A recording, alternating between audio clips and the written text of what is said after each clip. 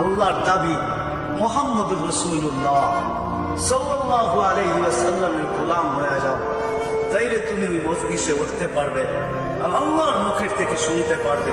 আর আপনি না মানলে কি হবে? সময় আমার হাতেও নাই, চলেন একটাই শুনাই দিয়া শেষ করি। হাজারো প্রমাণ দেওয়া যাবে, মাটি মাইনা নিছে, গাছ মাইনা নিছে, তরুলতা মাইনা নিছে, সমগ্র সৃষ্টি মাইনা নিছেন, এমনকি এখনো আসেন নাই মার পেটে অবস্থায়, মার পেটে এখনো দুনিয়াতে পারা ফেল নাই।